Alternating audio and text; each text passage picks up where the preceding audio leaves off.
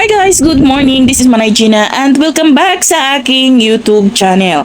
So guys, for today's video, pag-usapan natin si Miss Ivana Alawi. Pero bago ang lahat, shoutout muna natin ang ating mga mahal na OFW sa iba't ibang sulok ng mundo.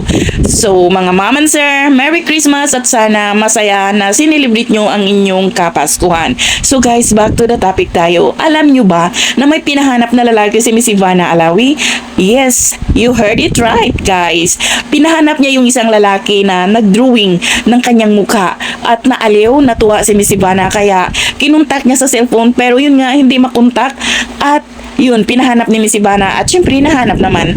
Madali na lang hanapin ang tao ngayon kasi alam niyo na ang social media, especially if si Miss Ivana ang nag-announce na pinapahanap niya yung lalaki na yun. Maraming nakakakita, maraming followers, syempre nahanap. At yun nga, tinulungan niya, binigyan niya ng cellphone, binigyan niya ng 20,000. At napag-alaman nga pala natin guys na yung tao na yun is nag-aral sa Baguio. At take note guys, sa UP Baguio ha. So diba, kaya sabi ni Miss Ivana, ay wow, ang talino mo. Ang daming napahanga sa ginagawa ni Miss Ivana na pagtulong, especially dito sa lalaki na to na nag-aaral at the same time nagtatrabaho.